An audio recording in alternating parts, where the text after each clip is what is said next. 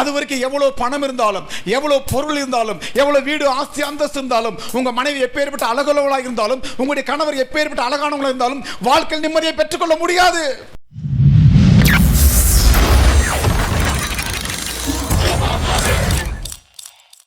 தேவனையே நீ நம்பி இரு, உன் வாழ்க்கையில மாற்றத்தை பார்ப்பாய். அல்லேலூயா. ஆண்டவரை எந்த அளவுக்கு நீங்க நம்பணும்னா 100% நம்பணும். 99% நம்பினா பத்தாது. இப்ப 99% பால்ல ஒரே ஒரு சொட்டு விஷத்தை விட்டா பால் நல்லா இருக்குமா? ஒரு சொட்டு தாங்க விஷம், 99 பால் இருக்கு. சாப்பிட முடியுமா? ஏன் சாப்பிட முடியாது? என்னாச்சு? அது அந்த ஒரு சொட்டு விஷம் 99% பால் என்ன பண்ணிடுச்சு? கெடுத்துருச்சு. நம்ம கிட்ட கொஞ்சம் அவிசுவாசம் இருந்தாலும் நம்ம வாழ்க்கையில் முன்னேறவே முடியாது. கொஞ்சம் அவிசுவாசம் இருந்தாலும் நம்ம வாழ்க்கை நிம்மதியை பெற்றுக்கொள்ள முடியாது. 100% தேவனை நம்பணும்னா நம்பணும். அல்லேலூயா. பாருங்க 1 சாமுவேல் 17ஆம் அதிகாரம். அப்பொழுது காத்தூரானாகிய கோலியாத் என்னும் பேருள்ள ஒரு வீரன் பெலிஸ்தரின் பாளையத்திலிருந்து புறப்பட்டு வந்து நடுவே நிற்பான். அவன் உயரம் 6 முழமும் 1 ஜானுமாம். அவன் தன் தலையின் மேல் வெண்கல சீராவை போட்டு ஒரு போர்க்கவசம் தரித்துக் கொண்டிருப்பான். அந்த கவசத்தின் நிறை 5000 சேக்கலான வெண்கலமாயிருக்கும். அவன் தன் கால்களிலே வெண்கல கவசத்தையும் தன் தோள்களின் மேல் வெண்கல கேடகத்தையும் தரித்திருப்பான். அவனுடைய ஈட்டின் தாங்கு நெசவுக்காரின் படைமரத்தின் கனதையும் அவன் ஈட்டின் அழகு 600 சேக்கல் இரும்புமா இருக்கும். பரிசை பிடிக்கிறவன் அவனுக்கு முன்னாக நடப்பான். அவன் வந்து நின்று இஸ்ரவேலின் சேனைகளை பார்த்து சத்தமிட்டு, நீங்கள் யுத்தத்திற்கு அணிவித்து நிற்கிறது என்ன? நான் பெலிஸ்தன் அல்லவா? நீங்கள் சவுலின் சேவகர் அல்லவா? உங்களில் ஒருவனை தெரிந்து கொள்ளுங்கள், அவன் என்னிடத்தில் வரட்டும் என்றான். 10ஆம் வசனம் வாசிங்க. பின்னும் அந்த பெலிஸ்தன் நான் இன்றைய தினம் இஸ்ரவேலுடைய சேனைகளை நிந்தித்தேன். நாம் ஒருவரோடு ஒருவர் யுத்தம் பண்ண ஒருவனை விடுங்கள் என்று சொல்லிக் கொண்டு வருவான்.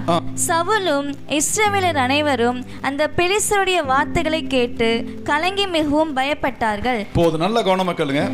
மொத்தம் சவுலுக்கு எதிராக அந்த பெலிஸ்தர் மொத்தம் எத்தனை நாளுக்காக சத்தம் போட்டான்? 40 நாள். Very good. 40 நாள் சத்தம் போட்டான். 40 நாள் எப்படி சத்தம் போட்டான்? Very good. குண்டக்க மண்டக்க பேசினான் இல்லைங்களா? அவன் பேசின வார்த்தைக்கு இந்த மதுரை லாங்குவேஜ் குண்டக்க மண்டக்க என்னென்னமோ பேசினான். காது கொடுத்து கேட்க முடியாத அளவுக்கு பேசினான். ரொம்ப கொடுமையா பேசினான். உத்திக்கு ஊத்தி கூப்பிட்டான். அப்படின்னு உத்தி குத்தி என்னது? ஒருத்தனுக்கு ஒருத்தன், ஒத்தைக்கு ஒத்த. நீ வாடா, ஒருத்தனுக்கு வாடான்னு சொல்லி பெலிஸ்தன் கூப்பிடுறான். அவன் கோலியாத் கூப்பிட்டு இருக்கிறான். 39 நாள் அவன் சத்தம் போடும் போது அந்த இடத்துல தாவீது இல்ல. நல்ல கவனமா கேளுங்க. 39 நாள் சத்தம் போட்டு இருக்கிறான். அதை குறித்து தாவீது தெரியாது. 39 நாள் ஆடுகளை மேய்ச்சிட்டு இருக்கிறான். தாவீது வந்த கடைசி நாள் மறுபடியும் சத்தம் போடுறான். என்னைக்கு தாவீது அந்த எல்லைக்குள்ள வந்தானோ, பெலிஸ்தன் அந்த கோலியாத்துடைய சத்தம் அன்னைக்கு தான் லாஸ்ட். அல்லேலூயா. உங்க வாழ்க்கையில விசுவாசம் என்னைக்கு உள்ள வருதோ, உங்க பிரச்சனைகளுக்கு அன்னைக்கு தான் கடைசி தீர்வு. அதை நீங்க புரிஞ்சுக்கணும். விசுவாசம் உள்ள வந்துருச்சுன்னா அவிசுவாசம் ஓடி போயிடும். நிறைவானது வரும்பொழுது குறைவானது ஓடி போகும். நிறைவானது என்ன தெரியுமாங்க? என் இயேசு எனக்குள்ள இருந்தா என் வாழ்க்கை எல்லா மாற்றங்களும் பார்க்க முடியும். இன்னைக்கு நான் சொல்றது ரெக்கார்ட் ஆகுது. நல்ல கவனமா கேளுங்க. நீங்க எல்லாம் இருக்கிறீங்க. ஒரு நாள் இப்படிப்பட்ட ஒரு சீட்டுல ஒரு வெக்கையில இருந்த சபையில் நம்ம இருக்க மாட்டோம். நல்ல ஏசி சபையில் தான் நம்ம இருப்போம். நான் விசுவாசத்தோட சொல்றேன். ஏன்னா என்ன நம்பி இந்த வார்த்தை சொல்லல, உங்களை நம்பி சொல்லல. உங்களையும் என்னையும் படைத்த தேவனை நம்பி சொல்றேன். தப்பி தவிர உங்களை நம்பி சொன்னா என்ன ஆகும்? என்ன ஆகும்? சீட்டு காணாம போயிடும். என்ன நம்பி சொன்ன என்ன ஆகும்? நானே காணாம போயிடுவேன். என்னை நம்பின தேவனை நம்பி சொல்றேன். அல்லேலூயா. என்ன உண்மையில் ஒன்று எண்ணி இந்த ஊழியத்தை கொடுத்தாரு பாத்தீங்களா? அவர் நம்பி சொல்றேன். கடைசி 40வது நாள் தாவீது வர்றான். அன்னைக்கு தான் கோலியாத்துக்கு சத்தம் அடங்குது. நீ என்னைக்கு இயேசு கிறிஸ்துவுல என்ட்ரியை உள்ள போறீங்களோ, என்னைக்கு விசுவாசத்துக்குள்ள நீங்க காலடி எடுத்து வைக்கிறீங்களோ, என்னைக்கு உங்க அவிசுவாசத்தை ஓரமா தள்ளி போறீங்களோ, அன்னைக்கு உங்க வாழ்க்கையில் ஜெயத்தை பார்க்க முடியும். அது வரைக்கும் எவ்வளவு பணம் இருந்தாலும், எவ்வளவு பொருள் இருந்தாலும், எவ்வளவு வீடு ஆஸ்தி அந்தஸ்து இருந்தாலும், உங்க மனைவி எப்பேற்பட்ட அழகுள்ளவளாக இருந்தாலும், உங்களுடைய கணவர் எப்பேற்பட்ட அழகானவங்களா இருந்தாலும் வாழ்க்கையில் நிம்மதியை பெற்றுக்கொள்ள முடியாது. நிம்மதியை நீங்க விலை கொடுத்து வாங்க முடியாது. நிம்மதியை நீங்க பதவி கொடுத்து வாங்க முடியாது. உங்க சந்தோஷத்தை இன்னொரு மனுஷன் மூலமா வாங்க முடியாது. நீங்க உலக மனுஷனோட தொடர்பு வச்சுக்கிட்டீங்கன்னா அவன் என்ன சொல்லுவான்? வா பாருக்கு போவோம், தண்ணி அடிப்போமா, கொஞ்ச நேரம் சந்தோஷம், திரும்ப குடும்ப பிரச்சனை ஆயிடும். சினிமா தியேட்டருக்கு போவான், 3 மணி நேரம் அவனுடைய சந்தோஷம் என்ன பண்ணிடும்? காணாமல் போயிடும். ஆனா இயேசு கிறிஸ்து உள்ள வந்துட்டா. சவுலுக்கு முன்னாடி அவ்வளவு படைகள் இருந்தது. அதுல ஒருத்தங்க கூட கோலியாத்தை எதிர்க்க முடியல. தாவீது கோலியாத்தை எதிர்க்கிற அளவுக்கு பெரிய வசதியான ஆள் கிடையாது, பெரிய பலசாலி கிடையாது. அவன் சொன்ன வார்த்தை, இஸ்ரவேலின் இராணுவங்களின் தேவனாகிய கர்த்தரை நம்பி நான் வர்றேன். அல்லேலூயா. இதுதான் விசுவாசம். வேதம் சொல்லுது பாருங்க, 1 சாமுவேல் 17ஆம் அதிகாரம் 16ஆம் வசனம். அந்த பெலிஸ்தன் காலையிலும் மாலையிலும் 40 நாள் வந்து நின்னா. 39 நாள் அவன் போட்ட சத்தத்தை எல்லாரும் கேட்டுட்டு இருந்தாங்க. 40 நாள் அவன் போடுற சத்தம் அன்னைக்கு தான் கடைசி. வேதம் சொல்லுது 1 சாமுவேல் 17ஆம் அதிகாரம் 20ஆம் வசனத்துல, தாவீது அதற்கு முன்பு வரைக்கும், அந்த வசனம் வாசிங்க. தாவீது அதிகாலையில் எழுந்து ஆடுகளை காவலில் வசமை விட்டு ஈசாய் தனக்கு கற்பித்தபடியே எடுத்துக்கொண்டு போய் ரதங்கள் இருக்கிறது வந்தான். சேனைகள் அணிவகுத்து நின்று யுத்தத்துக்கு ஆர்ப்பரித்தாங்க. அன்னைக்கு வந்து கேட்கிறான், என்னங்க பிரச்சனை? இப்படி ஒரு கோலியாத் எல்லாரும் வஞ்சிக்கிட்டு இருக்கிறான், சவுல் படைகளை வைறான், இஸ்ரவேல் ராணுவ தேவனைகளை வஞ்சிக்கிட்டு இருக்கான்னு சொல்லும்போது ஆண்டவர் அந்த தாவீது சொல்றான், அவன் வஞ்சதெல்லாம் இருக்கட்டும், இன்னைக்கு ஆண்டவர் ஒரு அற்புதத்தை பண்ணுவாரு, நான் போறேன். எல்லாரும் உருவத்தை பார்த்து கேள்வி பண்ணாங்க, ஆள் என்னப்பா ரொம்ப ஷார்ட்டா இருக்கிற, சின்ன பையனா இருக்கிற, உன்னால முடியுமான்னு கேட்டாங்க.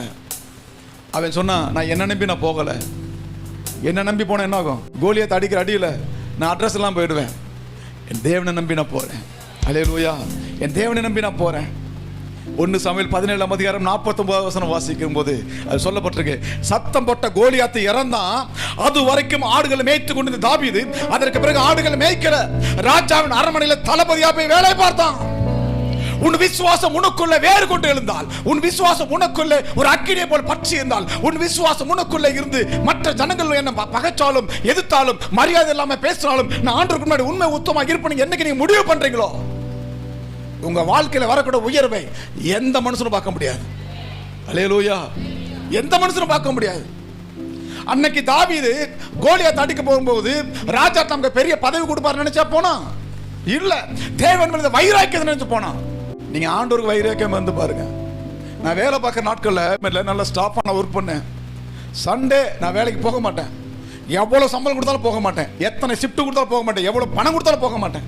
இன்றைக்கு வரைக்கும் என் வாழ்க்கை நான் திரும்பி பார்க்கிறேன். பாம்பு கடிச்சு சீரியஸான நிலைமை ஹாஸ்பிட்டல்ல இருந்தோம், டாக்டர் காப்பாத்தினாங்க, ஆண்டவர் அவங்க மூலமா காப்பாத்தினாங்க. அல்லேலூயா. ஹார்ட் அட்டாக் வந்தது.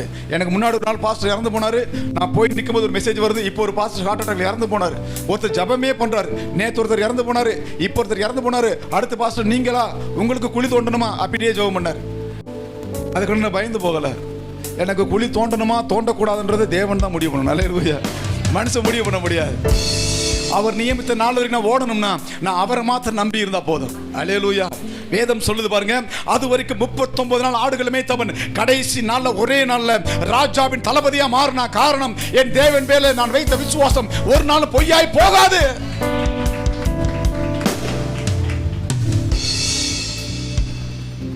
எனக்கு தெரிஞ்சு எத்தனையோ பேர் பணத்தை நம்பி ஏமாந்து போனவங்க இருக்கிறாங்க. பணம் நிறைய வீட்டில் வச்சுக்கிட்டு அது நிம்மதி இல்லாமல் இருக்கிறவங்க இருக்கிறாங்க. மனைவி அழகா இருக்கிறாங்க, கணவன் அழகா இருக்கிறாங்க, ஆனால் குடும்பத்தில் சமாதானம் இல்லை. கணவனுக்கு மனைவிக்கு ஒரு அண்டர்ஸ்டாண்டிங் இல்லை, ஒரு நிம்மதி இல்லை. நல்லா உட்காந்து ஒரு கணவன் மனைவி சேர்ந்து சாப்பிட கூட மாட்டாங்க. அவ்வளோ பிரச்சனை மத்தியில் உலகம் வாழ்ந்துட்டு இருக்கு. எவ்வளோ பணம் சம்பாதிச்சாலும் ஒரு பொத்தலான பையில போடுறது போல அந்த வாழ்க்கை நிம்மதி இல்லாமல் ஓடிக்கிட்டு இருக்கு. ஆனா என்னைக்கு நான் இயேசு கிறிஸ்துவை ஏற்றுக்கொண்டனோ அன்னைக்கு பணம் எனக்கு பெருசா தெரியல, இயேசு தான் பெருசா தெரிஞ்சார். அல்லேலூயா. என் வாழ்க்கை சமாதானம் இருக்க ஒரே காரணம் என் ஆண்டவர் தான். அன்னைக்கு கோலியாத்தை அடிச்ச அடியில கோலியாத்தை அரண்டு விழுந்து செத்தான். காரணம் என்ன தெரியுங்களா? கோலியாத்தை தன்னை நம்பினான், தன் பலத்தை நம்பினான், தன் கையில ஈட்டியை நம்பினான், கேடகத்தை நம்பினான், தன்னுடைய பலசாலி அனுபவத்தை நம்பினான். ஆனா தாவீது எதையுமே நம்பவில்லை, தேவனை மாத்திரம் நம்பி போனான். அல்லேலூயா. அல்லேலூயா. அரக்கன் கோலியாத்தை அழிக்கும் வல்லமையை சிறிய தாவீதுக்குள் வைத்தவரே, ஆடுகள் மேய்த்தவனை ஜாதிகள் மத்தியிலே உயர்த்தி தூக்கி நீரை மேலே மேலே மேலே மேலே. அரக்கன் கோலியாத்தை அழிக்கும் வல்லமையை சிறிய தாவீதுக்குள் வைத்தவரே, ஆடுகள் மேய்த்தவனை ஜாதிகள் மத்தியிலே உயர்த்தி தூக்கி நீரை மேலே மேலே மேலே மேலே. அல்லேலூயா. துதி உமக்கே, அல்லேலூயா, துதி உமக்கே, அல்லேலூயா, துதி உமக்கே, அல்லேலூயா, துதி உமக்கே. கை நீட்டி தூக்கி விட்டு உயரத்தில் என்னை வைத்து பிள்ளையாய் மாற்றி விட்டு நிரந்தரமா தூசியை தட்டி சாம்பலை போக்கி விட்டு சிங்காரம் தந்து விட்டு நிரந்தரமா கை நீட்டி தூக்கி விட்டு உயரத்தில் என்னை வைத்து பிள்ளையாய் மாற்றி விட்டு நிரந்தரமா தூசியை தட்டி விட்டு சாம்பலை போக்கி விட்டு சிங்காரம் தந்து விட்டு நிரந்தரமா ஹல்லேலூயா துதி உமக்கே ஹல்லேலூயா துதி உமக்கே ஹல்லேலூயா துதி உமக்கே வாளாக்காமல் என்னை தலையாக்குவி கீழாக்காமல் என்னை மேலாக்குவி வாளாக்காமல் என்னை தலையாக்குவி கீழாக்காமல் என்னை மேலாக்குவி விசுவாசம் உங்களுக்குள்ள இருந்துச்சுன்னா உங்களை பார்த்து யார் அவமானமாக பேசுனாங்களோ, எந்த வீட்டில் நீங்கள் தலை குனிந்து நடந்தீங்களோ, எங்க வேலை பார்க்கும்போது நீங்கள் அற்பமாக எண்ணப்பட்டீங்களோ, எந்த சபையில் உங்களை பார்த்து அற்பமாக எண்ணி உங்களை மதிக்காதவர்களுக்கு உங்களை மற்றவங்க நடத்துனாங்களோ, நீங்கள் எழுதி வச்சுக்கோங்க. தேவன் பேரில் நீங்கள் விசுவாசம் உண்மை உத்தமாக இருந்தா, தேவனை மாத்திரம் நீங்கள் நம்பி இருந்தா, உங்க வேலையோ உங்க ஆஸ்தியோ உங்க அந்தஸ்தையோ உங்க சரீரத்தை நீங்கள் நம்பாம என்னை படைத்த தேவனை நீங்கள் நம்பி இருந்தீங்கன்னா உங்க வாழ்க்கையில் உங்களுக்கு வரக்கூடிய மதிப்பு, ஆசீர்வாதம், சமாதானம் எந்த மனுஷனுக்கும் வராது. கர்த்தர் நிச்சயமாக வாளாக்காமல் தலையாக்குவார். அல்லேலூயா. விசுவாசம் என்ன தெரியுமாங்க? அர்ப்பணிப்பு வேணும். அர்ப்பணிப்பு இல்லாம நினைச்ச முடியாது, விசுவாசத்தை பெற்றுக்கொள்ள முடியாது. ஆதியாகமம் 24ஆம் அதிகாரம் 14 20 வரைக்கும் சில வசனங்களை வாசிப்போம். ஆதியாகமம் 24ஆம் அதிகாரம் பக்கம் 26 14 20 வரைக்கும் நல்ல சத்தமா வாசிங்க. நான் குடிக்க உன் குடத்தை சாய்க்க வேண்டும் என்று நான் சொல்லும்போது குடி என்றும் உன் ஒட்டகங்களும் குடிக்கும்படி வார்ப்பேன் என்றும் சொல்லும் பெண் எவளோ அவளே நீர் உம்முடைய ஊழியக்காரனாகிய ஈசாக்குக்கு நியமித்தவளாய் இருக்கவும் என் எஜமானுக்கு அனுகிரகம் செய்தீர் என்று நான் அதனாலே அறியவும் செய்தருளும் என்று சொல்லி அவன் இப்படி சொல்லி முடிக்கும் முன்னே இது ஆபிரகாமுடைய சகோதரனாகிய நாகோரின் மனைவி மில்காளுடைய குமாரனாகிய பெத்துவேலுக்கு பிறந்த ரெபேக்காள் குடத்தை தோள் மேல் வைத்துக் கொண்டு புறப்பட்டு வந்தாள். அல்லேலூயா. 20வது வசனம் வாசிங்க. 20 சீக்கிரமாய் தன் குடத்தை தண்ணீரை தொட்டியிலே ஊற்றிவிட்டு இன்னும் மொண்டி வர துறவண்டையில் ஓடி அவனுடைய ஒட்டகங்களுக்கு எல்லாம் மொண்டு வைத்தாள். பாருங்க, சீக்கிரமாய் தன் குடத்தை தண்ணீரை தொட்டியில ஊற்றிவிட்டு இன்னும் மொண்டு வர துறவண்டையில் ஓடி அவனுடைய ஒட்டகங்களுக்கு எல்லாம் மொண்டு வார்த்தாள். நல்ல கவனமா கேளுங்க. இது ஒரு தேவனுடைய சபைன்னு என்ன தெரியுமாங்க? நாம வந்து உட்காந்துட்டு பிரசங்கம் பண்ணி கேட்டுட்டு கை தட்டிட்டு போறது இல்ல, அது சபை இல்ல. அவங்க எல்லாம் கெஸ்ட். சபை என்ன தெரியுங்களா? ஆரம்பம் முதல் கடைசி வரைக்கும் அந்த ஊழியத்தில் பங்கு பெற்றவங்களா, அதோட சின்ன சின்ன தேவைகளை பங்கு பெற்றவங்க இருக்காங்க பாத்தீங்களா, அவங்க தான் சபை மக்கள். எல்லாரும் தான் தண்ணி எடுத்துட்டு போனாங்க அன்னைக்கு. ஆனா ரெபேக்காள் தண்ணி எடுத்து வீட்டுக்கு போகல. அந்த எலியேசரை பார்த்து சொன்னாங்க, தண்ணி வேணுமான்னு கேட்டவுடனே நான் கொண்டு தண்ணி தரேன். ஓடி போய் முன்ன பின்ன தெரியாத ஒரு மனுஷனுக்கு அவள் ஓடி போய் ஒவ்வொரு ஒட்டகத்துக்கும் தண்ணி வார்த்தா. ஒரு ஒட்டகம் எவ்வளவு தண்ணி குடிக்கும் சொல்லுங்க? யார் வீட்டில் ஒட்டகம் இருக்கு? எங்க வீட்டில் நிச்சயமா ஒட்டகம் இல்லை. சரிங்களா? எப்படி பார்த்தாலும் ஒரு 4 கூட வச்சுக்கோங்க. 4 கூட பிடிக்கும்ல, 4 கூட பிடிக்கும். ஏன்னா பாலைவனத்தில் ஓடுற மிருகது 4 கூட பிடிக்கும். எத்தனை ஒட்டகங்கள் போச்சுன்னு தெரியல, எத்தனை ஆட்கள் தான் தெரியும். எப்படி பார்த்தாலும் ஒரு 20 கூட தண்ணி என்ன பண்ணியிருப்பாங்க அந்த அம்மா எடுத்து ஊற்றிருப்பாங்க. முன்ன பண்ண தெரியாதவர்களுக்கு நல்லா கவனமாக பாருங்க. 39 நாள் ஆடுகளை மேய்ச்ச தாவீது 40 நாள் அந்த நாட்டின் பிரதம மந்திரியானா, தளபதியானா. அல்லேலூயா. இந்த இடத்துல பார்க்கிறோம், அந்த ரெபேக்காள் அவ்வளவு நாளா வந்து வேலைக்காரியா வந்து அந்த தண்ணியை கொண்டு போயிட்டு ஒரு வீட்டில் ஒரு வேலைக்காரியோடு இல்லாத சமயத்தில் அந்த எல்லா தண்ணியை கொண்டு போய் வீட்டில் ஊற்றிட்டு இருந்தாங்க. ஒரு நாள் வந்தது, விசுவாசத்தின் பரீட்சை வந்தது. வேதம் சொல்லுது, முடிவு நிலையில் நிற்பவனே ரட்சிக்கப்படுவான். அன்னைக்கு எலியேசர் வந்து தண்ணி கேட்ட உடனே கொஞ்சம் கூட முகம் சொல்லிக்காமல், முகம் நாணாமல், கொஞ்சம் கூட என்ன செய்யறது அந்த விசனப்படாமல் முன்ன பண்ண தெரியாத ஒரு ஆளுக்கு அந்த தண்ணியை கொண்டு ஊற்றி வேகமா ஓடி போனான். இன்னைக்கு தான் அவ வீட்டுக்கு தண்ணி எடுத்த லாஸ்ட் நாள். அல்லேலூயா. இனிமேல் அவ தண்ணி எடுக்கிற அவசியம் இல்லை. இப்ப ரெபேக்காளுக்கு எத்தனை வேலைக்காரங்க வந்தாச்சு தெரியுங்களா? ஆபிரகாம் குறித்து பார்க்கிறோம். அவன் பூமி சம்பத் என்ன பண்ணி பூமி என்ன பண்ணிச்சான்? தாங்க கூடாது இருந்தது. அவ்வளவு ஆடு மாடு ஒட்டகங்கள். இத்தனைக்கு அதிபதி யார் வர்றா? ரெபேக்காள் வர்றாங்க. ஈசாக்குடைய மனைவி ரெபேக்காள் வர்றாங்க. நேற்று தினத்துக்கு ஒரு திருமணத்துக்கு போயிருந்தோம். அங்க ஒருத்தர் வாழ்த்துறாரு மாப்பிள்ளைய பார்த்து, இங்க பாருங்க மாப்பிள்ளை, நீங்க பொண்ணுகிட்ட சந்தோஷமா இருக்கணும்னா 2 வார்த்தை நீங்க சொல்லணும். என்னது? சரிமா சாரிமா. இந்த 2 வார்த்தை மட்டும் சொல்லிட்டு போயிட்டே வேற எதையுமே சொல்லக்கூடாது. எதை சொன்னாலும் சரிம்மா, கோபமா பேசினா சாரிம்மா. நான் யோசிச்சு பார்த்தேன், இந்த டெக்னிக் யாரா சொல்லி கொடுத்தா? இங்க வசனம் சொல்லுது, ரெபேக்காள் அன்னைக்கு தான் கடைசியாக தன் வீட்டுக்கு தண்ணி எடுத்துகிட்டு போனாங்க. அது வரைக்கும் வேலைக்காரி போல வேலை பார்த்த ரெபேக்காளுக்கு இப்போ 100 வேலைக்காரங்க இருக்கிறாங்க. காரணம் என்ன தெரியுங்களா? அர்ப்பணிப்பு, விசுவாசம், தேவனை நம்புகிற அந்த நம்பிக்கை, கர்த்தர் மேல் இருக்கிற பற்றுதல். நீங்கள் ஆண்டவரை மாத்திரம் நம்பி இருந்தீங்கன்னா உங்கள் வாழ்க்கையில் நீங்கள் நினச்சி பார்க்க முடிய அற்புதங்கள் நீங்கள் பார்ப்பீங்க. அல்லேலூயா. இன்னைக்கு இந்த சபை அற்பமாக இருக்குல்ல, இவ்வளோ வெயிலில் உட்காந்துருக்கிறோம் இல்லையா, அது வேர்த்து விறுவிறுத்து உட்காந்துருக்காங்களா, எல்லாம் மயக்கம் போட்டு உட்காந்துருக்காங்களே, நிச்சயமாக ஒரு நாள் அவங்களுக்கெல்லாம் நிச்சயம் ஆண்டவர் நல்ல சம்பளத்தை கொடுப்பார். அல்லேலூயா, நல்ல சம்பளத்தை கொடுப்பார். இன்னைக்கு அற்பமாக இருக்கலாம் அந்த மியூசிக் டீமு, ஒரு நாள் தேசமெல்லாம் தேவன் கொண்டு போவார். இன்னைக்கு உங்க முன்னாடி அற்பமான பிரசங்கம் இருக்கலாம், ஒரு நாள் நிச்சயமா தேசங்கள் கடந்து நாடுகள் கடந்து நானும் போவேன். ஆண்டவர் கொண்டு போவார். அல்லேலூயா. நான் விசுவாசிக்கிறேன். உங்களுடைய விசுவாசத்தை நம்பி நான் சொல்லல, ஏன் விசுவாசத்தை நம்பி நான் சொல்றேன். அல்லேலூயா, அல்லேலூயா. பாருங்க, பெத்துவேலின் வீட்டில் ரெபேக்காள் தான் எல்லா வேலையும் செய்யணும். ஆனா சில வேலையாட்கள் இருந்தாங்க.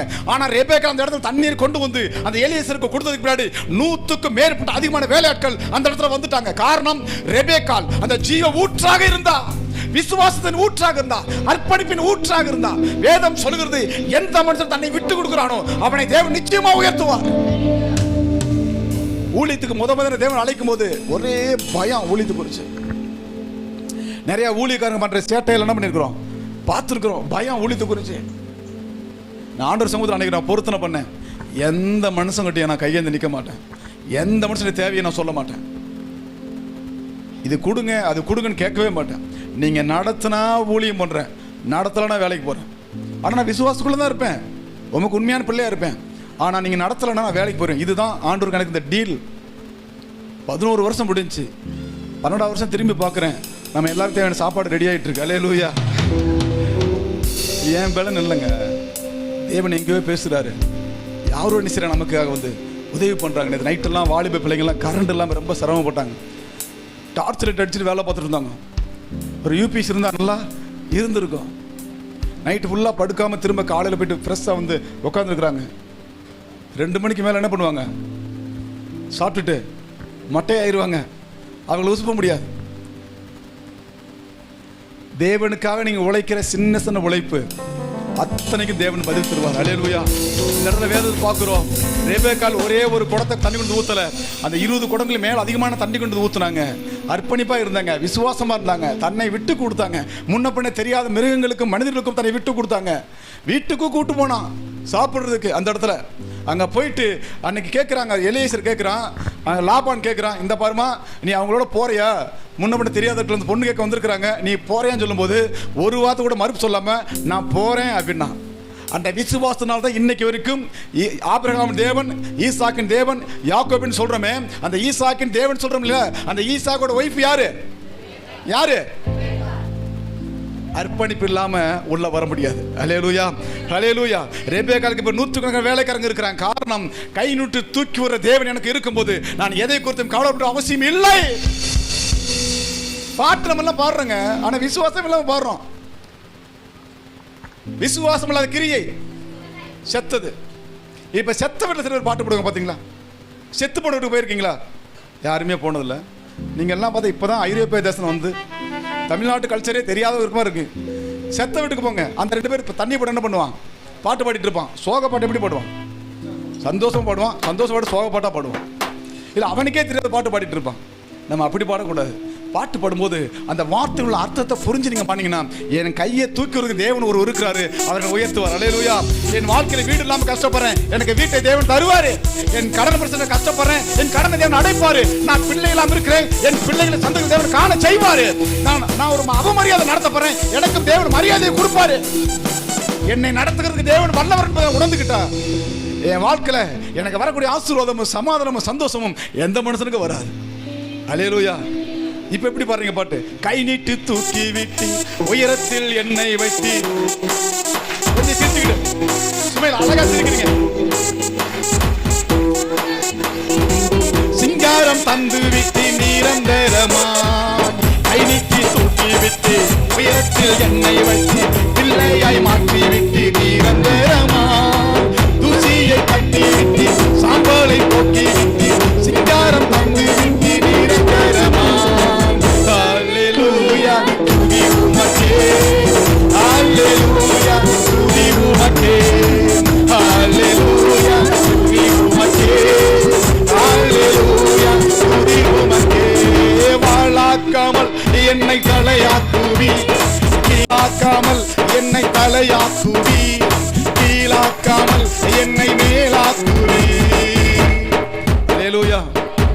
அப்பப்போ ஆம்பிள் பாரில் மைக்கில் சத்தம் வரும். நீங்கள் பயந்துடக்கூடாது, ஏன்னா அதுக்கு வயசாகிடுச்சு. வயசான கிளவியை பாட்டு படுத்தா எப்படி பாடும்? கற்று பார்த்தீங்களா பல்லு இல்லாமல்? அப்படி தான் எல்லாம் வயசாகி கிடக்கு. இந்த கீபோர்டு பார்த்தீங்கன்னா தூக்குப்பா, என்ன வருது மேலே? அது துண்டாக வருது. ஒட்டு போட்டு என்ன பண்ணியிருக்கிறோம்? கேட்டுட்ருக்குறோம். எல்லா மைக்கு ஆம்பிள் பார்லாம் வயசாகிடுச்சு. ஆம்பிள் பார் கிட்னிக்கு போயிடுச்சு. அந்த ஆம்பிள் பாரில் ஹார்ட் பிரச்சனை, அடப்பு இருக்குது. இதில் வந்து நுரையீரல் பிரச்சனை இருக்குது. இது வந்து டோட்டலாக எல்லாம் செயலிழந்து போச்சு. ஐசி வார்டில் கொண்டு போனால் சேர்க்க முடியாதுட்டாங்க, வீட்டுக்கு கொண்டு போட்டாங்க. அதை வச்சு தான் நம்ம பாட்டு போடுறோம். அதில் வர்ற மியூசிக்கே இப்படி நல்லா இருந்தா, நல்ல எக்யூப்மெண்ட்ஸ் இருந்தால் என்ன இருக்கும்? அல்லேலூயா. ஆனால் இது இப்படி தான் இருக்குது அப்படி நம்ம கவலைப்பட்ட வாசிக்காம போடுறதில்ல. அது உடஞ்சி போகிற வரைக்கும் நான் வாசிப்பேன். அல்லேலூயா. இந்த மைக்கு கீழே உருகி போகிற வரைக்கும் வாசிப்பேன். நான் மண்ணுக்குள்ளே போகிற வரைக்கும் வாசிப்பேன். அல்லேலூயா. ஏன்னா என்னை தேவன் என்ன அப்படி படைக்கலை, நான் அவருக்காக விசுவாசம் வாழத்தான் தேவன் படைச்சிருக்காரு. அல்லேலூயா. ஆதியாகமம் 26ஆம் அதிகாரம் 12-14 வரைக்கும் 2 வசனங்கள் வாசிங்க. ஆதியாகமம் 26ஆம் அதிகாரம் 12-14 வாசிங்க. பக்கம் 31. ஈசாக்கு அந்த தேசத்திலே விதை விதைத்தான். அவன் ஐஸ்வர்யனாகி வர வர விருத்தி விருத்தடைந்து மகா பெரியவனானான். அவனுக்கு ஆட்டு மந்தையும் மாட்டு மந்தையும் அநேக பணிவிடைக்காரரும் இருந்தபடினாலே பெலிஸ்தர் அவன் பேரில் பொறாமை கொண்டு அவன் இல்ல எத்தனை பணிவிடைக்காரர் இருந்தாங்க? அநேக பணிவிடை. ஆட்டு மந்தை மாட்டு மந்தை எவ்வளவு இருந்துச்சு? இப்போ இதுக்கெல்லாம் ஓனர் யாரு? ஈசாக்கு ஓனர் யாரு? ரெபேக்கா. Very good. இந்த ரெபேக்கா எங்க இருந்து வந்தாங்க? அட்லீஸ்ட் 20 குடம் தண்ணி கொடுத்து எவ்வளவு பெரிய ஆசீர்வாதத்தை வாங்கிட்டாங்க பாத்தீங்களா? இன்னைக்கு இந்த சபையில் அந்த ஓரமாக கிடக்கிற செருப்பை நீங்கள் ஒரு விஷயம் நீட்டாக அப்படி வச்சுட்டு வந்தீங்கன்னா நிச்சயமாக உங்கள் வாழ்க்கை இதை விட பெரிய ஆசீர்வாதங்களை பார்ப்பீங்க. நம்ம சபையில் சில விசுவாசி வரும்போது பார்க்குறேன், அவங்க செருப்பு வைக்கிறதுக்கு இடம் இல்லைன்னா என்ன பண்ணுவாங்க? இப்படி பார்ப்பாங்க, யாருமே இல்லை, போ, அந்த செருப்பை தள்ளிவிட்டு இவங்க செருப்பு நீட்டாக வச்சுட்டு வருவாங்க. அந்த செருப்பு சகதியில் கிடக்கும். அன்றைக்கி அந்த அம்மா ரொம்ப நாள் செருப்பு தேடிட்டே இருந்தாங்க. ஜீவரத்னம்மா, ஏன் செருப்பை காணா. நான் யோசிச்சு பார்த்தேன், இது அந்த ஆவிக்குரிய விசுவாசியோட வேலையாக தான் இருக்கும். அந்த அந்நிய பாஷை பேசுனாங்களே அந்த விசுவாசம் தான் கண்டிப்பாக தள்ளி விட்டுருக்கும். இங்கே பாருங்க, ஈசாக்குடைய வாழ்க்கையில் தேசமெல்லாம் பஞ்சம். எகிப்துக்கு போகலாம்னு நினைக்கிறான். ஆனால் ஆண்டவர் சொல்றாரு எங்கே போகாதுன்னு சொல்லிட்டு அந்த தேசத்தை விதைக்க சொல்றார். இன்னைக்கு நீங்கள் இருக்கிற இடத்த விட்டு வேற எங்கேயாவது ஓடி போயிடலாம்னு நினைக்கலாம். ஒய்ஃபு தொல்லை என்ன செய்ய முடியல, தாங்க முடியல. கல்யாணத்துக்கு முன்னாடி ஒய்ஃபு தேவதை மாதிரி தெரியும், சரிங்களா? கண்ணுக்கு எப்படி இருக்கும்? அப்படி எப்படி எவ்வளோ நேரம்லாம் பேசலாம். கல்யாணத்துக்கு முன்னாடி, கல்யாணத்துக்கு பின்னாடி அதே ஒய்ஃபு வீட்டில் தான் இருப்பாங்க. கணவர் என்ன செய்யறதில்ல, பேசுறதில்ல.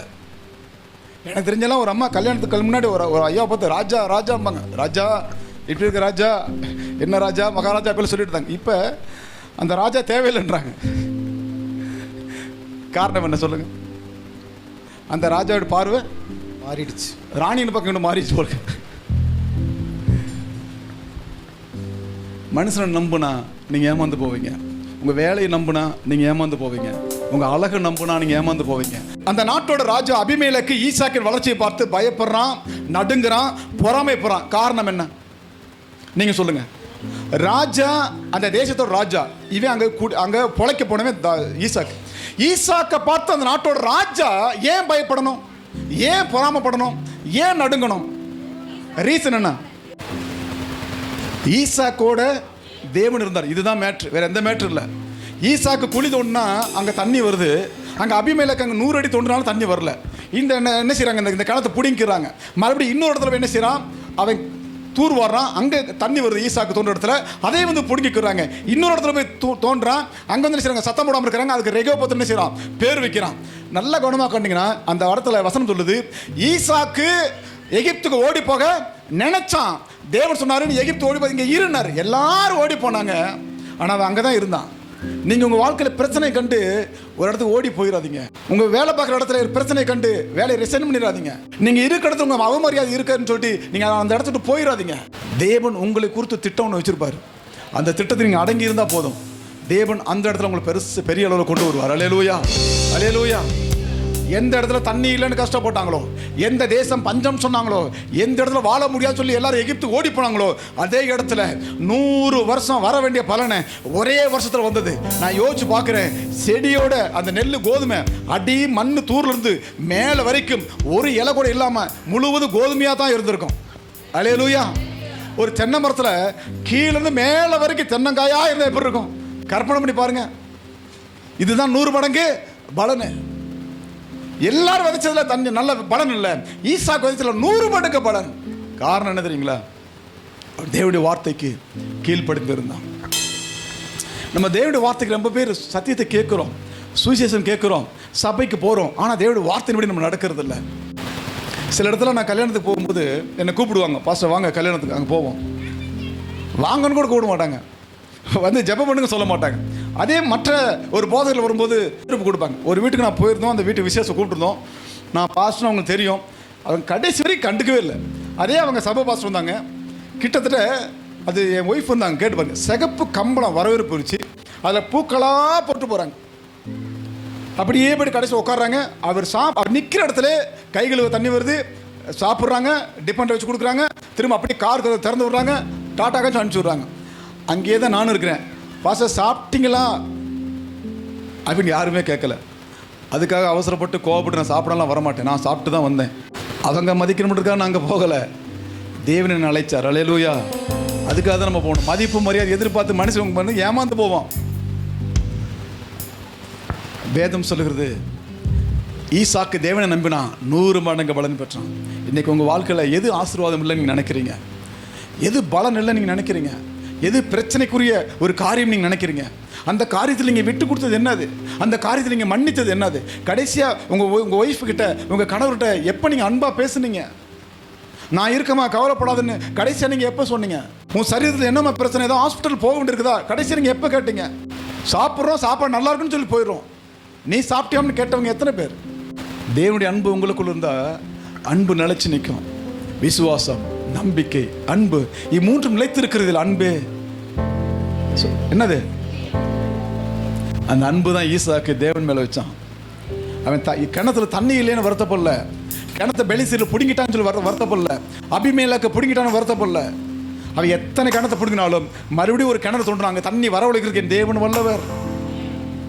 பஞ்சகாலமானாலும் 100 மடங்கு பலன் தர தேவன் வல்லவர். அதை நம்புனா இன்றைக்கி நான் பார்க்குறோம், நம்ம சபை சின்ன சபை. இன்றைக்கி வரைக்கும் நான் பாஸ்டர் பாதி பேருக்கு தெரியாது, உண்மையாக பாதி பேருக்கு பாஸ்டர் தெரியாது. நான் போனால் கேட்பாங்க, வேலைக்கு போய்ட்டு வரீங்களா? ஆமாம். எந்த ஷிஃப்ட்டு? இப்போ நீ இப்போ எங்கே பார்த்துட்ருக்க? பகல் ஷிஃப்ட்டு அப்படின்னு. நைட்டு பார்த்தா நைட் ஷிஃப்ட்டு. நீ எப்போ பார்க்குற? அப்போ எனக்கு 24 ஹவர் ஷிஃப்ட் அப்படின்னு. சம்பளம் அவ்வளோ தெரியாது. எப்படி சமாளிக்கிற? எப்படியே சமாளிக்க. இந்த மாதம் எனக்கு தேவை 2000னா 2000 சந்திப்பார், 10 கோடினா 10 கோடி சந்திப்பார். அல்லேலூயா. அஞ்சலோ 10 கோடி சந்திப்பார், 10 கோடி சந்திக்காட்ட கூட 10 கோடியாக சந்திப்பார். நீ போ அப்படின்னு. ஒரு நாள் நான் அவிசுவாசம் பேசினதே இல்லை. ஏன்னா என்னை ஆசீர்வதிக்கிற ஆண்டவர். அல்லேலூயா. ஹார்ட் அட்டாக் வந்து ஹாஸ்பிட்டலில் நான் அட்மிட்டாக இருக்கும்போது ஒரு பக்கம் மனுஷனாக இருந்தால் பயம் இருக்க தான் செய்யும் இல்லைங்களா? எல்லாருக்கும் இருக்கும். ஆமாம், விமலா அம்மா அங்கே இருந்தாங்களே, வெளியே போயிட்டாங்க. அந்த அம்மாவுக்கு ஸ்டெண்ட் வச்சுருக்குறாங்க. எனக்கு முன்னாடி நாங்கள் நிறைய பேர் ஸ்டெண்ட் வச்சுருந்தாங்க, எனக்கு 2 ஸ்டெண்ட் எடுத்து வச்சுருப்பாங்க. நாண்டவர் சோமன், ஆண்டவர் தெரிஞ்சோ தெரியாமையோ வாயை கட்டாமல் எக்கச்சக்கமாக தின்னுட்டு போல இருக்கு. உங்கள் வார்த்தை என்ன செய்யல, நான் மதிக்கலை. ஒரு நாளைக்கு 10 வடை, 4 டீ, போண்டா, சொமாசாவை சாப்பிட்டா ஏதே என்னாகும்? அது குண்டக்க மடக்கு கெட்டு போச்சு போல இருக்குது. தயவாய் நீங்கள் ஸ்டெண்ட்டை தூக்கி ஓரமாக வச்சுக்கிட்டு என்னை காப்பாற்றுனீங்கன்னா இனிமேல் போண்டா பக்கமே என்ன செய்ய மாட்டேன், போக மாட்டேன். வடையே சாப்பிட மாட்டான்டவரே. ஜீவனை மீட்டு கொடுத்தீங்கன்னா உண்மையுத்தமாக ஊழியம் பண்ணுவேன். அல்லேலூயா. செக்அப் பண்ணி டாக்டர் சொன்னார், உனக்கு ஸ்டெண்ட் வைக்கிற அவசியமே இல்லை, போ அப்படின்னா. நான் ஏன் சொல்கிறேன், எனக்கு முன்னாடி ஒரு பாஸ்டர் இறந்தார் முதல் நாள். அவர்னால தான் எங்கே போனாலும் ஜோடி போட்டு சாப்பிடுவோம். அண்ணே 2 வடை எக்ஸ்ட்ரா வைங்க, அது கொடுங்க, சோமாசா கொடுங்க, சாப்பிட்டுட்டே இருப்போம். இதனால் வீட்டில் சாப்பிட்றது கடையிலேயே சாப்பிட்டு ஆக்சுவலாக அவருக்கு இருந்து அதே பர்சன் தான் எனக்கு இருந்திருக்கணும். ஆண்டவர் ஏன் விட்டு வச்சார் தெரியுங்களா? இன்றைக்கி இந்த பிரசங்கத்தை நீங்கள் கேட்கணுன்றக்கா விட்டு வச்சுருக்காரு. அல்லேலூயா. மறுபடியும் நான் சாப்பிட்டா என்ன ஆகும்? ஸ்டெண்ட் இல்லை, ஸ்ட்ரெச்சர் தான் எடுத்து போ அங்கிட்ட. ஆண்டவருக்காக சில நேரம் நம்ம வாயை கட்ட வயிற்று கட்ட என்ன செய்யணும், ஓட வேண்டி இருக்குது. அல்லேலூயா. வேதம் சொல்லுது பாருங்க, யோசிச்சப்படி வாழ்க்கை நீங்கள் ஒரு விஷயத்தை யோசிச்சு பாருங்க. ஆதியாகமம் 41ஆம் அதிகாரம் 14 வசனத்தில், ஆதியாகமம் 41:14 வாசிங்க. அப்பொழுது பார்வோன் யோசேப்பை அழைப்பித்தான். அவனை தீவிரமாய் காவல் கிடங்களிலிருந்து கொண்டு வந்தார்கள். அவன் சவரம் பண்ணிக்கொண்டு வேறு வஸ்திரம் தரித்து பார்வோனிடத்தில் வந்தான். போதும், நல்ல கவனமா கேளுங்க. ஏன் வேறு வஸ்திரம் தரிப்பித்து சொல்லப்பட்டிருக்கு? அந்த வார்த்தைக்கு என்ன அர்த்தம்? மாறு வேஷமா? ரட்சிப்பின் வஸ்திரம். வேறு வஸ்திரம் என்னது? அவனுக்கு முத பிரச்சனை எங்கே ஸ்டார்ட் ஆச்சு? ட்ரெஸ்ஸில் தான் ஸ்டார்ட் ஆச்சு. யாக்கோப்பு பலவர்னு அங்கேயே அவனுக்கு போட்டு வச்சு தன் சகோதரர்களுக்கு சாப்பாடு கொடுக்க அனுப்பிச்சான். சகோதரர் அங்கே பார்க்கும்போதே பார்த்தாங்க, யோசிச்சப்ப என்ன ஒருத்தர் ஜிகு ஜிகுன்னு வர்றான், யார் அவன் மின்னு வர்றான், பட்டுடைய போட்டுட்டு. நம்மளாம் அங்கே தோலுடையும் அழுக்கு ட்ரெஸ் போட்டுருப்போம், வேலை பார்க்காதவன் ஜிகு ஜிகுன்னு வர்றா. இன்னைக்கு இது ஜிகு ஜிகுவ காலி பண்ணிடணும். முதல்ல அவன் ட்ரெஸ்ஸை தான் உருவினாங்க, குழிக்குள்ளே போட்டாங்க. அங்கேருந்து அடிமையாக விற்கப்பட்டான். அங்கே அடிமையின் ட்ரெஸ்ஸு கொடுத்தாங்க. அந்த ட்ரெஸ்ஸுக்கு ஒரு ஆபத்து வருது. அங்கேருந்து வேலைக்காரம்மா அந்த கிளவி சும்மா இல்லாமல் என்ன பண்ணிச்சு, அந்த போர்த்திபார் மனைவி இவன் மேலே கண் போட்டு அந்த ட்ரெஸ்ஸை உருவிட்டா. 2வது ட்ரெஸ்ஸு போச்சு. இப்போ ஜெயிலில் ஒரு ட்ரெஸ்ஸு போட்டுருக்கிறான். இப்போ 3வது ஆண்டவர் ட்ரெஸ்ஸு தராரு. வேதம் சொல்லுது பாருங்க, தேவ திட்டம் யோசேப்பின் வாழ்க்கையில் ஆரம்பித்த உடனடியாக சிறைச்சாலை கதவுகள் திறக்கப்பட்டன. அல்லேலூயா. உடனடியாக அவருடைய தாடியை சேவிங் பண்ணி தலைமுடி வெட்டி கிளீன் பண்றாங்க. நல்ல குளிப்பாட்டி விட்டு நல்ல ட்ரெஸ் கொடுத்து ராஜாவின் முன்னாடி நிப்பாட்டினாங்க. எந்த ட்ரெஸ்ஸுனால அவமானப்பட்டானோ, எந்த ட்ரெஸ் பிடுங்கப்பட்டதோ, எந்த ட்ரெஸ்ஸில் பாலியல் குற்றம் சாட்டப்பட்டானோ, வேதம் சொல்கிறது நல்ல பார்வை மூலமாக அற்புதமான ஒரு தங்க சரிவுள்ள ட்ரெஸ்ஸை தேவன் அவனுக்கு கொடுத்தாரு. அல்லேலூயா. அந்த ட்ரெஸ் கொடுத்தது காரணம் என்ன சொல்லுங்க பார்ப்போம். ராஜாவுக்கு போர் அடிச்சு இன்னைக்கு ஒரு ட்ரெஸ் யாருக்கா கொடுப்போம் அப்படின்னு சொல்லி கொடுத்தானா? இல்லைங்க. நீங்கள் முன்னாடி வசனம் ஃபுல்லாக வாட்சி பார்த்தீங்கன்னா, சிறைச்சாலையில் யோசேப்பு இருந்தான், யோசேப்புடைய தேவன் இருந்தார். இன்னைக்கு நீங்கள் சிறைச்சாலையில் இருங்க, உங்கள் கணவர் இருப்பார கூட, ஐயோ மை டியர் உன்னை விட்டு பிரிஞ்சு இருக்க முடியாது, உன் முகத்தை பார்த்துக்கிட்டே இருக்கணும் போல இருக்கு, சிறைச்சாலையில் நானும் வரேன், உள்ளே போவாரா? ஆனால் வசனம் சொல்லுது, யோசேப்பு சிறைச்சாலைக்குள்ளே இருந்தான், தேவன் அவனோடு இருந்தார். காரணம் தெரியுங்களா? எல்லா இடத்துல விசுவாசத்தை காத்துக்கொண்டான், எல்லா இடத்துல நேர்மையை காத்துக்கொண்டான், எல்லா இடத்துல தேவ திட்டத்துக்கு பணிஞ்சு போனான். என் தேவன் உயர்த்த வல்லவராக இருக்கான்னு சொல்லிட்டு அந்த சிறைச்சாலை மத்தியில் இருக்கும் போதும், போர்த்துபாரி வீட்டில் வேலை பார்க்கும் போதும், அந்த குழிக்குள்ளே கடக்கப்பட்ட பொழுதும், அந்த அடிமையாக விற்கப்பட்ட பொழுதும் அவன் நம்பினான். நீங்க உங்க நம்பிக்கை விட்டுறக்கூடாது, எந்த சூழலும் நம்பிக்கை விட்டுறக்கூடாது. உங்களுக்கான சிறைச்சாலை கதவு நிச்சயமா, நீங்க உங்களுக்கான விலங்குகள் அறுக்கப்படும், உங்களான சங்கிலிகள் கட்டு அறுக்கப்படும். உங்களுக்கு விரோதமாக சாத்தான் கொண்டு அத்தனை தடைகளையும் தேவன் உடைத்து போடுவார். அல்லேலூயா. விசுவாசோட வார்த்தை நீங்க சொல்லிட்டே இருக்கணும். ஆபிரகாம் லிங்கன் சின்ன வயசுல இருக்கும்போது அவங்க அப்பா செருப்பு தைக்கிற தொழிலாளியாம். அப்போ அவர் அவங்க அப்பாவோட கூட உட்காந்து அந்த வெள்ளை மாளிகைக்கு முன்னாடி ரொம்ப தூரமா இருந்து அந்த செருப்பு தைச்சிட்டு இருப்பாங்களாம். ஒரு நாள் அந்த பையன் கேட்டானா, ஆபிரகாம் லிங்கன் சின்ன பையன் இருக்கும்போது, அப்பா இந்த தூரமா தெரியுதுலப்பா, அது என்னது? அவங்க அப்பா சொன்னாராம், கையை நீட்டாத, அதுக்கு நேரம் நம்ம கையை கூட நினைச்சக்கூடாது, நீட்டக்கூடாது, அது பெரிய பெரிய அதிபர்கள் இருக்கிற இடம், நம்ம செருப்பு தைக்கிறவங்க அங்கே போக முடியாது. அன்னைக்கு ஆபிரகாம் லிங்கன் சொன்னார் அவங்க அப்பா கிட்ட, நீங்கள் சொன்னீங்கல்ல போக முடியாதுன்னு, அதுக்குள்ள நிச்சயமாக நான் போவேன் அப்படின்னாராம். அவர் சொல்லி எத்தனையோ வருஷம் கழிச்சு அந்த தேசத்தில் ஒரு அதிபதியாக போய் உட்கார்ந்தான். காரணம் என்ன தெரியுங்களா? எல்லா இடத்துலையும் நேர்மையாக காத்துக்கிட்டான். இன்னைக்கு யாரோ அவங்களை பார்த்து உங்கள் பழைய தவறு சொல்லிட்டு அவங்களுக்கு கோபம் வந்துடும். ஒரு இடத்துல நேருக்கு நேரம் 2 அந்த வேட்பாளரை பேசும்போது ஒரு வேட்பாளர் சொன்னார் ஆபிரகாம் லிங்கனை பார்த்து, இவன் செருப்பு விற்கிறவங்க, செருப்பு விற்கிறவங்க தேசத்தில் அதிபதியாக வச்சா நல்லா இருக்குமா அப்படி சொல்லும்போது ஆபிரகாம் லிங்கன் சொன்னாரா, நீ தப்பா சொல்றப்பா, நான் செருப்பு விற்கிறவன்ல, செருப்பை தைக்கிறவன். உண்மையை சொன்னானா இல்லையா? நான் செருப்பு தைக்கிறவன்பா, விற்கிறவன் கிடையாது. தன்னைத்தானே தாழ்த்துகிறவன் தான் உயர்த்தப்படும். நீங்கள் ஆண்டவர் நம்பியிருந்தீங்கன்னா உங்கள் வாழ்க்கையில் திட்டங்கள் ரொம்ப வித்தியாசமாக இருக்கும். ஏங்க எங்கேயோ ஓடிட்டு இருந்தேன், ஏதோ வேலை பார்த்துட்டு இருந்தேன், நல்ல ஒரு கார் வாங்கி நல்ல சொந்தமாக என்ன செய்யணும், அந்த கார் பிஸ்னஸ் பண்ணணும், 2-3 கார் வச்சுட்டு பிஸ்னஸ் பண்ணணும், அப்படி தான் ஓடிட்டு இருந்தேன் என் எண்ணங்கள். ஆண்டவர் அப்படியே வேற பக்கம் திருப்பி, தம்பி எவ்வளோ சேர்த்து வச்சுருக்க, கொஞ்சம் கம்பெனியில் பணம் கொடுத்துருங்க, அப்படியே கொண்டு வா, அந்த பணத்தை கொண்டு வா, இப்படி வா, நான் சொல்கிற ட்ராக்கில் வான்னு சொல்லிட்டு ஊழியத்துக்கு என்ன கொண்டு வந்தார்.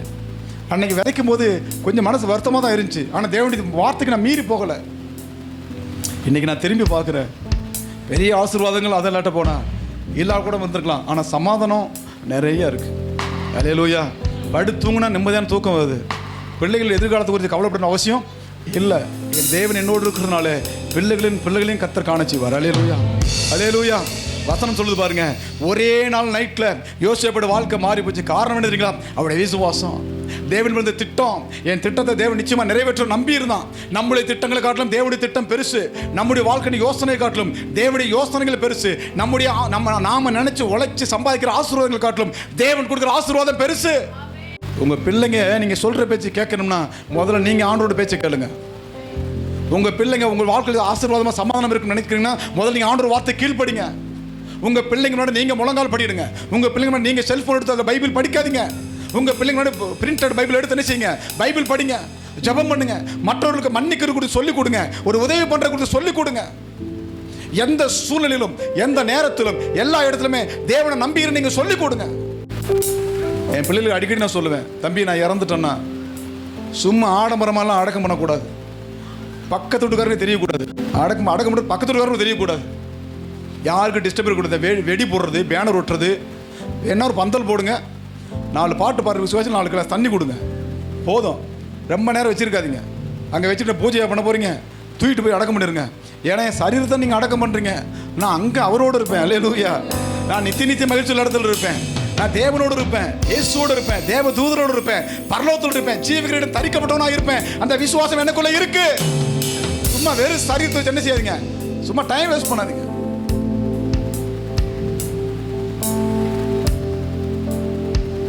எனக்கான சிறைச்சாலை கதவை திறக்க என் தேவன் வல்லவராக இருக்கிறார். எத்தனை பேர் விசுவாசிக்கிறீங்க? அல்லேலூயா. சிறைச்சாலை கதவுகளும் என் துதியினால் உடைந்திடுமே, சிறைச்சாலை கதவுகளும் என் துதியினால் உடைந்திடுமே, அபிஷேகம் எனக்குள்ளே நான் ஆடி பாடி மகிழ்ந்திடுவே, அபிஷேகம் எனக்குள்ளே நான் ஆடி பாடி மகிழ்ந்திடுவே. அல்லேலூயா, அல்லேலூயா, அல்லேலூயா, ஓ அல்லேலூயா, அல்லேலூயா, அல்லேலூயா. நீர் என்னோடு இருக்கும் போது என்னாலும் வெற்றி வெற்றியே, நீர் என்னோடு இருக்கும் போது என்னாலும் வெற்றி வெற்றியே. தோல்வி எனக்கில்லையே, நான் தோற்று போவதில்லையே, தோல்வி எனக்கில்லையே, நான் தோற்று போவதில்லையே. அல்லேலூயா. நேற்றை வரைக்கும் பாலியல் குற்றம் சாட்டப்பட்ட எபிரேய வாலிபன் சிறையில் இருந்தான். இன்னைக்கு ஒரே ஒரு நாள் ராஜா தேவன் நினைச்சார்னா ராஜாவோட திட்டங்களை மாற்றி போடுவார். இன்னைக்கு ஒரு நீங்க அற்பமாய் ஆரம்பிக்கிட்ட வாழ்க்கை வாழலாம், ஒரு கஷ்டப்படுற வீட்டில் வாழ்க்கை வாழ்ந்து கொண்டிருக்கலாம், ஒரு கணவனுக்கு மனைவிக்கு நிம்மதி இல்லாத வாழ்க்கை வாழ்ந்து கொண்டிருக்கலாம், சரீரத்தில் 1000 பிரச்சனைகளோடு போராட்டங்களோடு நீங்கள் வாழ்ந்து கொண்டிருக்கலாம், உங்கள் சொந்த குடும்பமே உங்களை எதிர்க்கிற ஒரு மனுஷியா நீங்கள் வாழ்ந்து கொண்டிருக்கலாம். நல்ல பண வசதி இல்லாமல், நல்ல ஒரு ஆள் பலம் இல்லாமல், நல்ல ஒரு படைபலம் இல்லாமல், நல்ல ஒரு வசதி வாய்ப்பு இல்லாமல் நீ கஷ்டப்படுற குடும்பமாக இருக்கலாம். தேவன் சொல்றாரு, நீ மாத்திரமே விசுவாசித்தால் நீ அற்புதங்களை பார்ப்ப, உன் இருதயம் அதிசயப்பட்டு பூரிக்கும்படி அதிசயமான காரியங்களை உண்டு பண்ணுவேன், அதிசயமான காரியங்களை நீ பார்ப்ப. நான் பார்த்துருக்கேங்க என் வாழ்க்கையில், எதெல்லாம் பெரிய மலை மாதிரி பிரச்சனை நினைக்கிறோமோ அதெல்லாம் காலங்கள் மாறும்போது தேவன் கையில் கொடுத்து அனுபவிச்சுட்டு போடான்ருவார். அல்லேலூயா. சொல்றது தெரியுங்களா, தேவனை நம்பி இருந்தா ஒரு குறிப்பிட்ட காலம் வரும்போது நம்ம எதெல்லாம் கிடைக்கலன்னு நினைக்கிறோமோ, எதெல்லாம் ஆசீர்வாதம் இல்லைன்னு நம்ம நினைக்கிறோமோ அதெல்லாம் நிறைவா தேவன் கொடுப்பார். அல்லேலூயா. இன்னைக்கு நீங்க விசுவாசிங்க, இன்னைக்கு நீங்கள் ஒரு முடிவு பண்ணுங்க, ஆண்டவரே என் வாழ்க்கையில் உமக்காக ஓடுவேன், உமக்காக வாழுவேன், உமக்காக நிப்பேன்னு சொல்லி பாருங்க. உங்கள் வாழ்க்கையில் நீங்கள் பெரிய பெரிய காரியங்களை பார்ப்பீங்க. விசுவாசம் என்ன தெரியுமாங்க, இந்த இடத்துல இங்கே ஸ்தோத்திரம் சொல்லிட்டு வீட்டுக்கு போயிட்டு கெட்ட வார்த்தை என்ன செய்யக்கூடாது, பேசக்கூடாது. இங்கே உண்மை உத்தமாக நடந்துக்கிட்டு வெளியே போய் நீங்கள் லஞ்சம் வாங்கக்கூடாது. இங்கே வந்து நீங்கள் நல்லவங்கமாக நடிச்சுட்டு வெளியே போய் கெட்டவங்களா இருந்துடக்கூடாது. இதாவே இந்த வேலைக்காக நாங்கள் ஜெபிக்கிறோம். உம்முடைய திட்டங்கள்